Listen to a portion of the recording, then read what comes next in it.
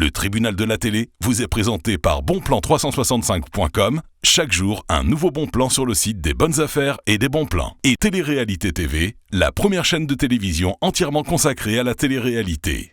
Et par la masterclass VGS Télévision, la formation audiovisuelle pour bosser à la télé.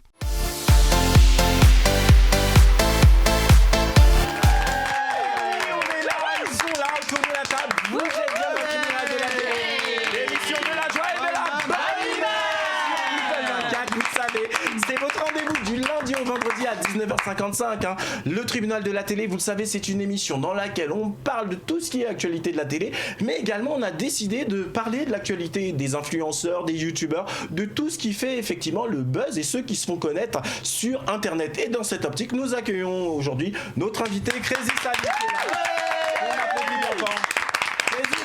Salima, pardon, vous avez vu que j'allais vous appeler Crazy comme si c'était son prénom. Le mec est fatigué. Salima, vous l'avez vu autour de la table, vraiment, et je les ai rarement vus comme ça, les amis chroniqueurs qui ont vraiment adhéré à votre chaîne. Ça vous fait quoi, justement, quand on a commencé tranquillement chez soi, je sais pas, dans sa chambre, à faire ses premières vidéos, et de voir que, justement, petit à petit, au début, on se dit, ok, il n'y a que les internautes, et puis ensuite, il y a effectivement des gens des médias aussi, ce qui est notre cas, qui commençons à vous suivre.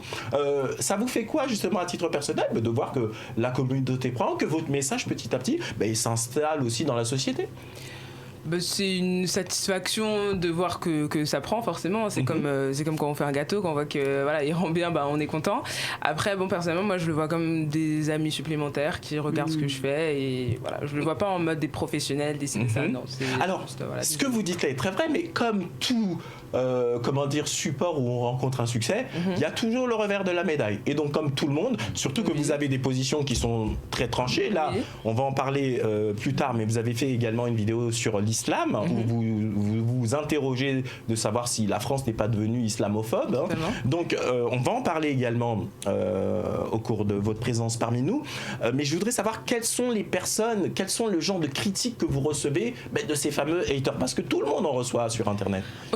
Très honnêtement, je regarde pas. Ça m'intéresse pas du tout. Quand je vois un commentaire qui commence directement, vous savez, sur les chapeaux de roue en mode oui, alors je lis pas. Ça m'intéresse vraiment pas. Les commentaires, les paragraphes. Mais en fait, désolé de vous interrompre, Salima, mais en fait, elle a tout compris. C'est sûr. Elle a tout compris. Et c'est ce que je me tue à dire aux jeunes gens aujourd'hui qui sont sur les réseaux sociaux ou sur Facebook. Dès que vous subissez du harcèlement, il faut, excuser l'expression, s'en battre les cacahuètes. Quelqu'un qui vous critique.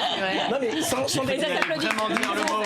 Il faut même pas regarder, parce que ce qui va se passer, c'est que si vous restez accroché aux critiques, vous allez croire que tout le monde pense comme ça, alors qu'en réalité, sur les réseaux sociaux, c'est que les plus haineux qui s'expriment le plus facilement. Donc ça veut dire que vous allez penser que la majorité des gens sont haineux, alors que c'est pas vrai du tout. La majorité des gens qui sont positifs vont vous mettre un petit cœur, un petit j'aime, mais ils vont pas forcément commenter ou ce genre de choses, ils vont vous envoyer des bonnes vibrations. Donc les cacahuètes, vous savez, vous le mettez de côté. Immédiatement dans le tribunal de la télé, on va donner la parole à notre amie Marie-Ève. Marie-Ève, de quoi vous voulez nous parler aujourd'hui? Eh bien, je vais vous parler de la jolie Nabila qui s'est exprimée sur le fait qu'elle n'avait pas accouché à Londres. Ah oui, ça a créé une polémique. Je crois que c'est Mathieu Delormeau qui, dans l'émission Touche pas à mon poste, c'est justement notre amie Leïla qui en avait parlé il y a quelques temps. Le 14 octobre. Qui l'avait critiqué parce qu'elle était revenue en France pour accoucher. Oui, c'est vrai que c'est un petit peu spécial dans la mesure où elle habite à Londres depuis maintenant plusieurs années et en plus de ça, elle compte emménager à Dubaï. Alors, elle a pris la parole sur son Snapchat cette semaine en expliquant qu'elle avait fait ce choix-là pour être d'une part plus proche de sa famille, parce que c'est vrai qu'après la naissance du bébé, c'est toujours plus simple quand on est à Paris, aussi pour son mari, dont la famille est à Paris, et également au cas où il y aurait un souci pour parler français. Même si elle parle très bien anglais, comme elle le souligne, c'est vrai que c'était son premier accouchement, donc elle s'est dit qu'elle serait plus confortable si jamais il y avait le moindre souci pour s'exprimer en français. Enfin bon, moi j'ai envie de la croire, Nabila, j'ai envie de la croire. Écoutez, on va poser la question, justement, je vous laisse terminer. J'ai envie de la croire, mais bon, si on veut voir beaucoup sa famille, on déménage pas à Dubaï, non? D'accord, alors moi je vais vous dire une chose, moi je vais rester très bienveillant avec elle. Je vais vous expliquer pourquoi, parce que les gens ne s'imaginent pas ce que c'est d'avoir un poids qui est la notoriété. Moi, quand j'étais gamin, j'ai sorti un petit disque, un petit succès, etc. Mais à mon petit niveau, j'ai touché ça. C'est juste n'importe quoi. Les gens en face de vous, ils ont des réactions qui ne sont plus les mêmes. Et donc, on peut comprendre car je vous rappelle que Nabila est suivie par 4,5 millions de personnes sur les réseaux sociaux. Et je l'imagine, une jeune maman se balader dans Paris en poussette, elle va se faire arrêter toutes les 30 secondes. Vincent, il a pas trop l'air. Dubaï, si elle part à Dubaï, c'est pas forcément pour ça, c'est pour les impôts aussi. Oui, on va être clair. Peut-être. Quand on part à Dubaï, c'est plus Peut-être, mais croyez-moi, il y a beaucoup de célébrités. Regardez les tennismen français. Alors c'est vrai, ils partent en Suisse aussi pour des raisons d'impôts, mais beaucoup de célébrités sortent du pays où ils ont. Regardez Johnny Hallyday. Il était en France, mais il allait vite aux États-Unis parce que Johnny Hallyday, quand il passe le coin, quand il passait le coin, paix à son âme, c'était pas évident de se balader dans la rue. Vous en pensez quoi justement de cette réaction, Leïla, puisque c'est vous qui aviez mis ce sujet en avant la semaine dernière? Moi déjà, je pense qu'elle a même pas à se justifier en fait. Pour commencer, elle fait ce qu'elle veut. Si elle a envie d'accoucher à Paris, elle accouche à Paris. Si elle a envie d'accoucher à Hong Kong, elle fait ce qu'elle veut. Après, par rapport à la polémique qu'il y a eu, que voilà, elle avait accouché à Paris pour profiter du système de santé, je pense pas qu'elle ait vraiment besoin d'argent pour ça. Donc voilà. Après, c'est son choix personnel. Je trouve que c'est très bien aussi de se sentir en sécurité. Voilà, comme elle a dit par rapport à la barrière de la langue, même si elle maîtrise l'anglais, c'est différent quand il y a des soucis médicaux. C'est pas du tout la même chose. C'est pas les mêmes vocabulaires. Donc ça fait partie. Voilà. Pour se sentir à l'aise. Pour se sentir à l'aise et en sécurité, le fait d'avoir sa famille, ses proches, c'est son premier bébé. Je trouve que je la comprendrais. Moi, je pense que j'aurais fait la même chose. Moi, j'aime votre réponse, ma chère Leïla. Nolwenn, votre premier bébé, vous allez accoucher hors de France? Vous allez balader un peu partout? Quelque chose à nous annoncer? Un peu vite, en besoin. On n'en est pas encore là. Déjà, il faut trouver le papa, ce qui n'est pas évident. Qu'est-ce que vous avez pensé justement de cette polémique autour de Nabila et de son lieu d'accouchement? Elle fait ce qu'elle veut, en fait. C'est pénible de devoir toujours se justifier pour un rien, mais c'est exactement ce qu'elle dit. Si elle a envie d'accoucher à Dubaï, à Hong Kong, au Japon, j'en sais rien, elle fait ce qu'elle veut. En quoi ça concerne Pierre-Paul Jacques? Je comprends pas. Écoutez, je suis d'accord avec vous. Allez, on va faire réagir également Clémence. Clémence, qu'est-ce que ça a évoqué pour vous ce sujet? Son lieu d'accouchement à Nabila? Franchement, c'est incroyable parce qu'aujourd'hui on peut même plus faire ce qu'on veut. Donc si elle a envie d'accoucher en France, c'est très bien aussi. Ce qu'il y a de fou, c'est ce que nous disait. Leïla, je vais vous demander de le répéter pour tout le monde. Qu'est-ce qu'il a dit exactement, Mathieu Delormeau? Parce que c'est lui qui a fait naître cette polémique. Qu'est-ce qu'il avait dit exactement pour la critiquer? Donc en fait, on sent que vous l'aimez bien, Mathieu Delormeau. Oui. Non, en fait, il avait dit, en gros, oui, quand ça sera pour des soucis de santé, il sera français, et quand ça sera pour toucher du pognon, il sera à Dubaï. Non, mais c'est quand même grave de dire ça à un bébé. Non, mais c'est un truc de dingue. Mais comme je le disais dans l'émission précédente, à mon avis, il y a un contentieux entre eux, puisque vous le savez, ils ont travaillé ensemble à l'époque où Mathieu Delormeau était animateur sur Énergie 12. Et effectivement, lui, il a toujours dit que Nabila, son image publique était fausse, que c'était quelqu'un de très très très malin qui se faisait passer pour une ingénue, etc. Mais qu'elle savait exactement ce qu'elle faisait, etc. Mais moi, je vois pas la contradiction entre être malin et vouloir venir accoucher en France.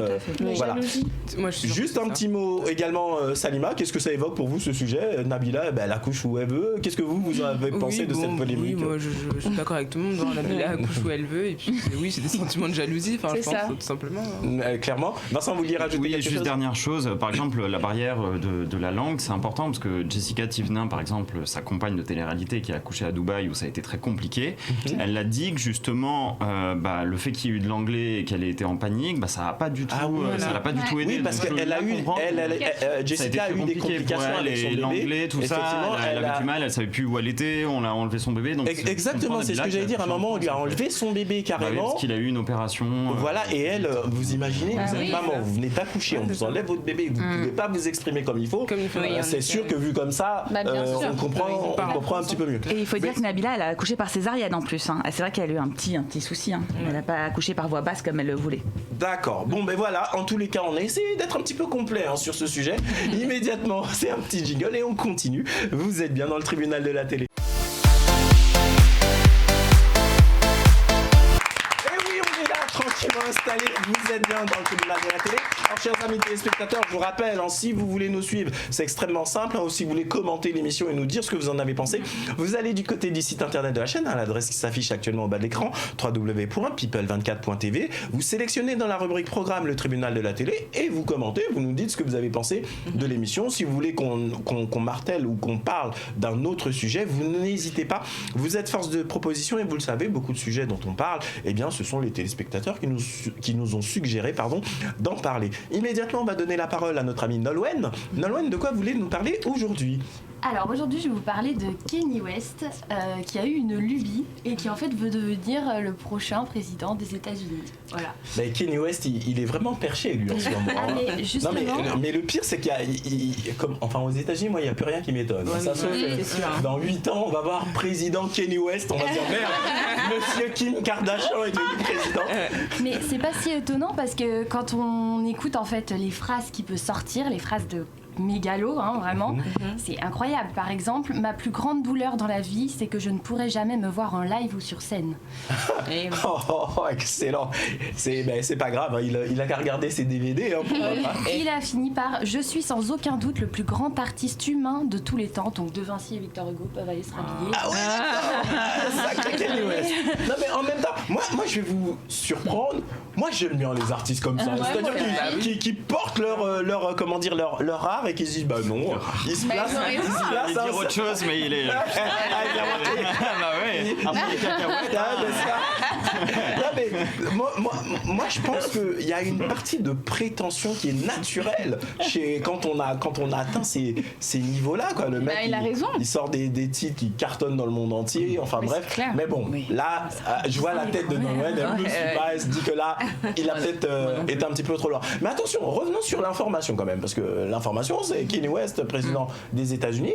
Quand on voit, mine de rien, ce que fait sa femme, Kim Kardashian, parce que Kanye West et Kim Kardashian, au niveau des États-Unis, ils sont à droite dans toutes les décisions, le cercle politique, etc. Ils font partie du Parti républicain.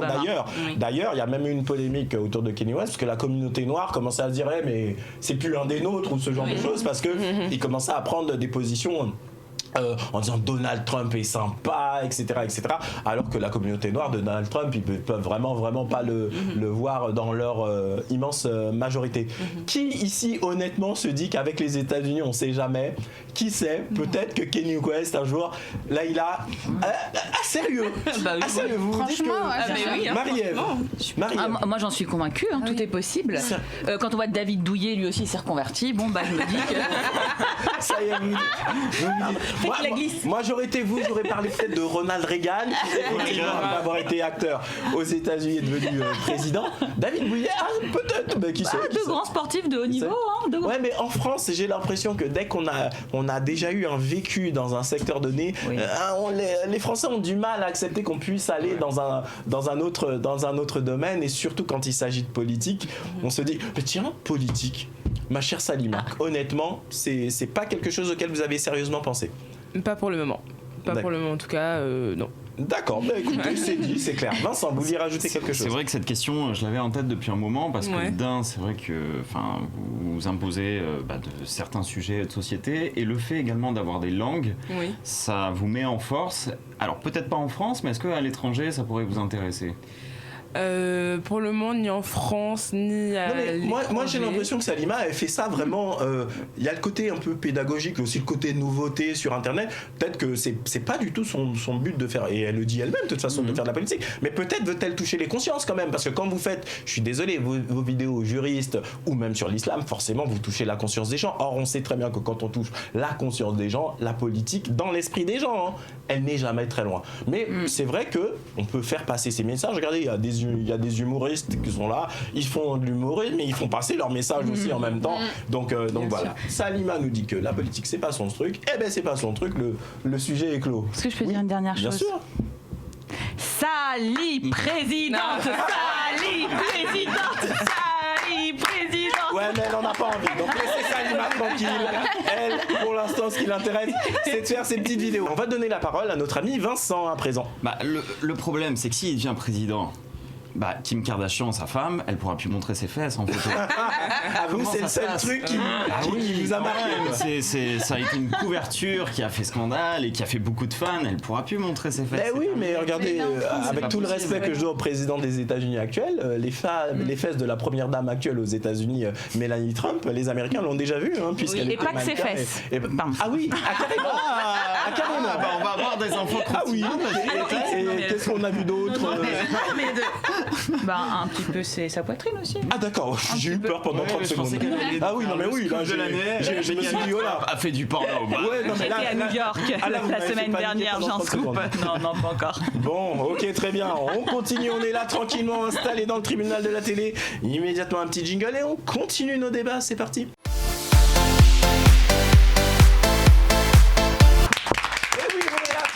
Installé dans le tribunal de la télé.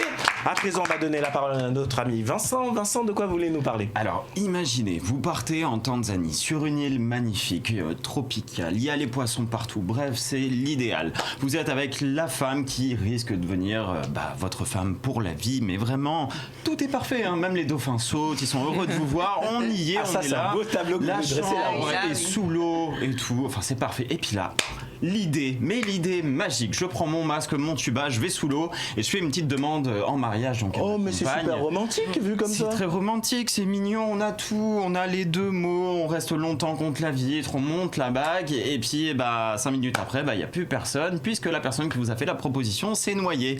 Et oui, c'est quoi ce délire, Vincent? Steven Weber donc, a voulu faire sa demande au mariage auprès de Kenesha Antoine, donc sa compagne. Il a fait tout ça, on voit d'ailleurs une vidéo qui circule actuellement sur les réseaux sociaux. C'est totalement horrible parce que ça part vraiment d'un bon sentiment. J'ai vu cette vidéo, c'est magique. Mais malheureusement, il n'a pas survécu. Je présume qu'on va regarder la vidéo à présent. Et elle a dit oui, par contre, sur les réseaux sociaux quand même. Voilà. C'est terrible. On découvre la vidéo. C'est parti.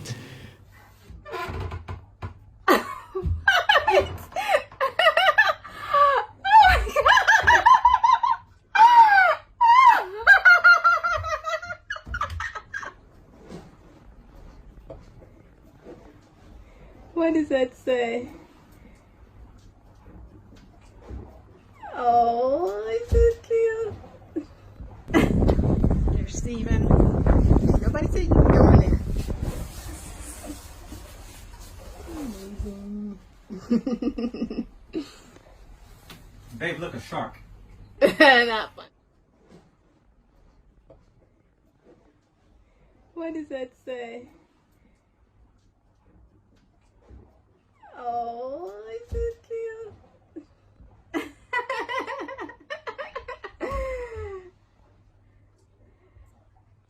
What?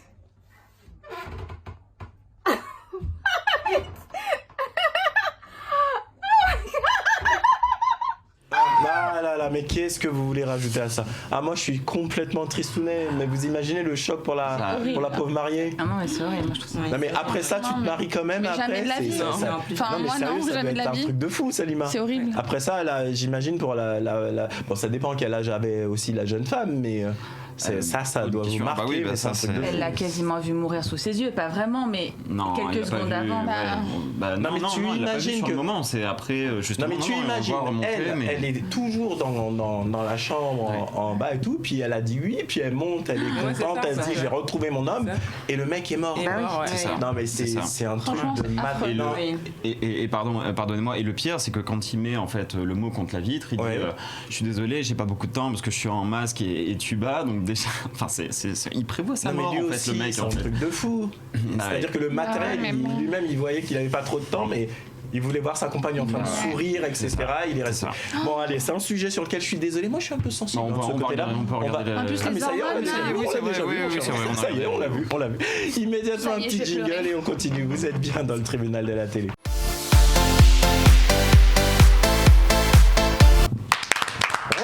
Tranquillement installé dans le tribunal de la télé, immédiatement c'est notre amie Laïla. Laïla, de quoi vous voulez nous parler? Alors moi je voudrais vous parler d'un phénomène qui s'est passé en Écosse. Une touriste du Royaume-Uni qui allait visiter un musée et qui a découvert qu'elle a eu un cancer du sein. Donc pendant cette visite en fait. Comment cela est-il possible? En fait, elle est passée dans les scanners, c'est ça? En fait, il y avait une attraction, enfin une activité là, où elle est rentrée et ça permettait de voir à l'écran les différentes zones chaudes du corps, donc avec des couleurs. Et là, elle s'est aperçue en fait, elle a pris en photo l'écran en question. Et puis elle s'est aperçue qu'en fait elle avait une zone, je sais plus si c'est dans le sein. Elle avait une elle avait une zone rouge qu'elle avait gauche qu'elle n'avait pas sur le sein droit. Donc, du coup ça l'a interpellée. Par curiosité, elle a regardé sur internet, elle se questionnait, puis elle est partie voir son médecin. Et de là, elle a fait des examens et puis ils lui ont diagnostiqué un cancer du sein. C'est un truc grâce dingue. justement à cette chaleur thermique. Et du coup, heureusement qu'elle l'a vu parce que ça a été traité du coup très très tôt. Et elle a subi déjà 2 opérations et là va en subir une prochainement. C'est un truc de dingue. C'est un truc de dingue. Chers amis téléspectateurs, allez visiter les musées. C'est un truc de dingue. Non mais vous imaginez, vous allez tranquillement au musée et là on vous découvre un truc pareil. Non mais ça c'est. Mais le directeur du musée, il savait même pas que avec justement cette chaleur thermique, qui pouvait détecter des cancers. Donc elle a mis un grand message. Elle a remercié le musée, enfin le directeur du musée et tout le monde de lui avoir sauvé la vie quoi. Vous savez quoi les amis, c'est déjà terminé. C'est terrible. Mais pas de panique. On se retrouve demain pour un nouveau numéro. L'émission de la joie et de la